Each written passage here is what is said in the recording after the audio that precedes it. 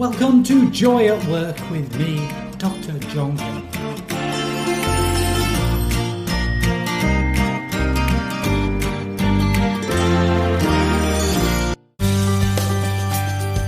Imagine that someone created a red pill that adds years to your life, reduces the risk of having a heart attack or stroke, cuts your risk of Alzheimer's disease by more than 50%. It helps you relax during the day and sleep better at night. It doubles your chances of staying drug and alcohol free after treatment. It activates your natural killer cells and it diminishes your inflammatory cells. It increases your good cholesterol, the HDL, and it repairs your DNA. What if this imaginary red pill reduced hospitalisation so much that it put a big dent in the national and global health crisis? And as a special bonus, it gives you better sex. The company that made that red pill would be worth gazillions, right?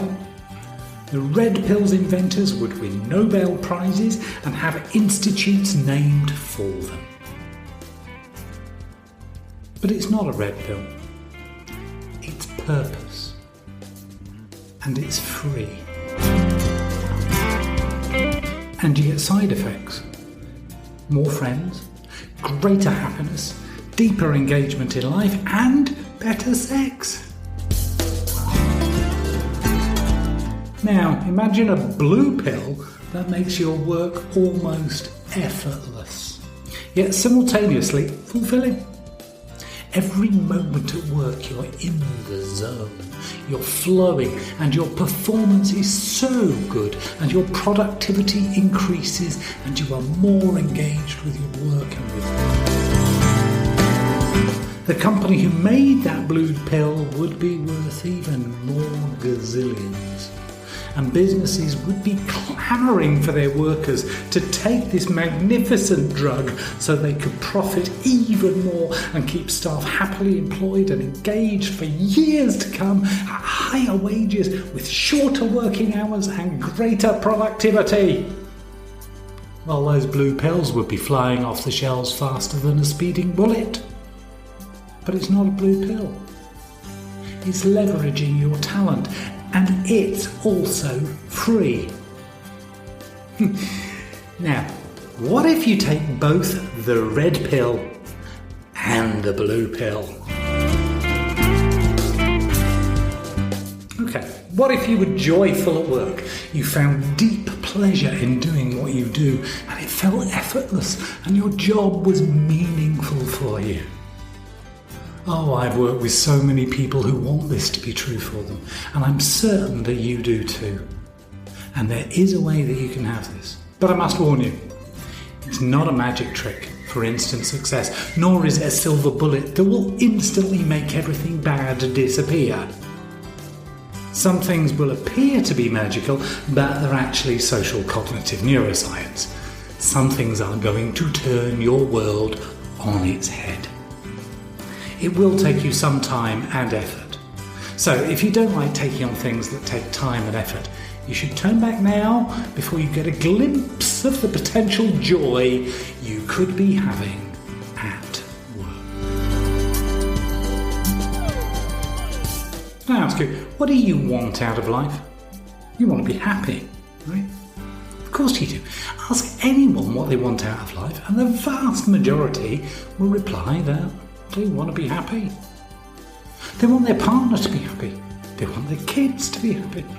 They want their entire family to be happy. Ask them if they are happy at work, and you'll be met with the kind of smirk as if you had completely lost your marbles. Ask them if they experience joy at work, and they'll laugh at the absurdity of the idea. Yet a 2015 study shows that happy staff are 12% more productive than unhappy staff. And happiness has an even greater impact in sales, raising sales by 37%. And we've known this for years, centuries even. So every organisation everywhere has implemented fantastic training and coaching to make sure that their staff are all happy. This is immediately evident as you walk into almost any workplace in any country. How everyone is smiling, laughing, being friendly, helpful, cooperating. How they are so joyful it's contagious. You cannot help but smile and wish earnestly that you could join that organisation and get paid handsomely for having fun and enjoying every single day. In the happiness advantage, Sean Akel's research shows that an individual's job success is 25% predicted by IQ. Meanwhile, 75% is predicted by your optimism levels, your social support, and your ability to see stress as a challenge instead of a threat. That is, your success is largely dependent on your happiness. Conventional wisdom holds that if we work hard, we will be more successful. And if we are more successful, then we'll be happy. This is broken and backwards. The problem is twofold. When you achieve, i.e. your brain has a success, you just change the goalpost of what success looks like. Now success is beyond and you never achieve it. So if happiness is based on success and you never achieve success, you cannot achieve happiness. Secondly, by raising a brain's positivity in the present, they gain a happiness advantage of the brain performs significantly better than at negative, neutral, or stressed. Intelligence rises, creativity rises, energy levels rise, and every single business outcome improves. Increased 31% productivity, greater resilience, less burnout, less staff turnover, 37% greater sales. This is wonderful just by raising a brain's positivity in the present.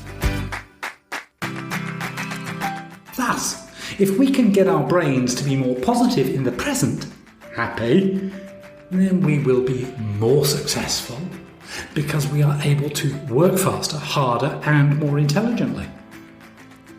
When our brains are thinking positively, dopamine is released, which makes you feel happier and turns on all the learning centres of your brain and turns on your motivational circuits, allowing you to adapt to the world in a creative way.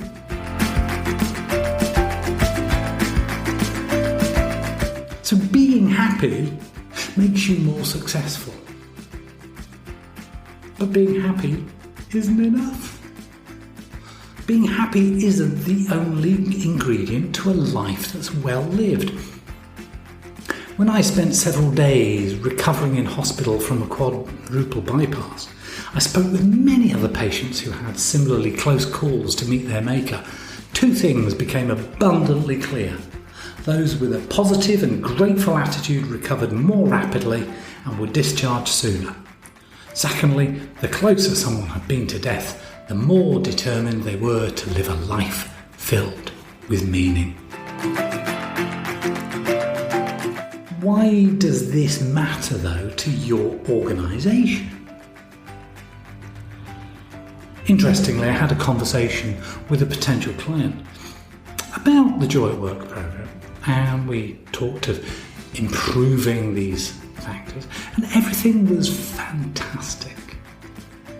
Yes, they really wanted the programme. There was just one minor detail. Can we please not use the word joy in the title, because we're not meant to have joy at work.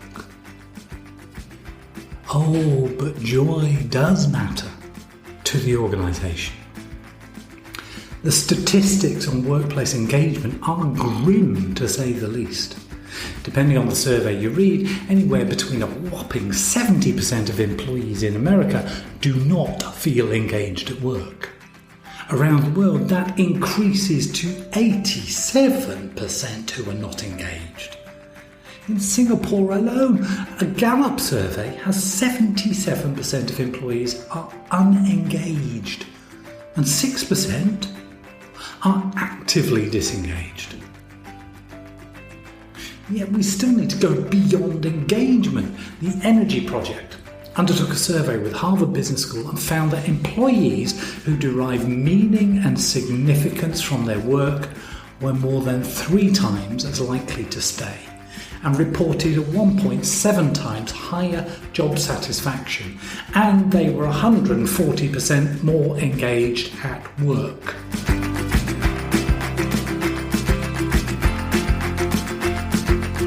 The evidence is clear. We've seen the evidence for years, and yet people don't have meaning in their workplace and they're not happy doing what they do. They don't know how to use their talents and become effortless in their workplace. Because what brings joy in the workplace? Well, it's from 5 main areas. We derive joy from our using our talents and our strengths. We derive joy from doing something meaningful and significant. We also derive joy from our relationships at work and at home. And we are joyful when we feel as if we are in control and feel safe and optimistic and that we matter. And lastly, money helps. To a point.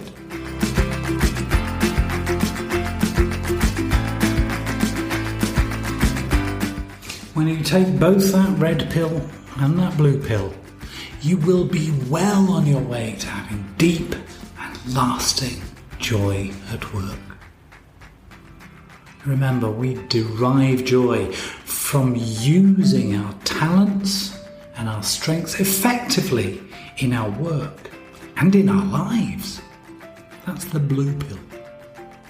And we derive joy from doing something meaningful and significant. That's the red pill.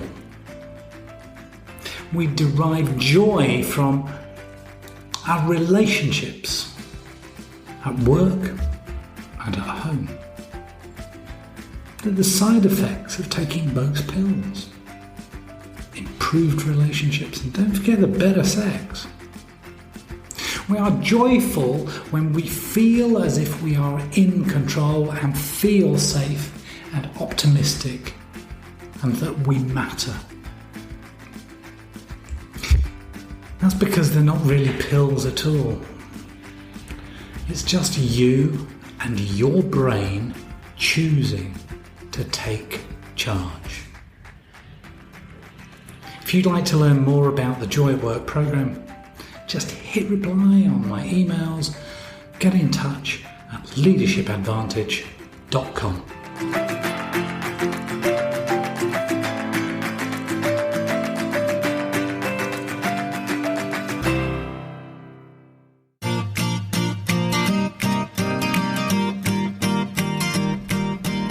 Joy at Work is a copyright production of Dr. John Kenworthy of the Leadership Advantage.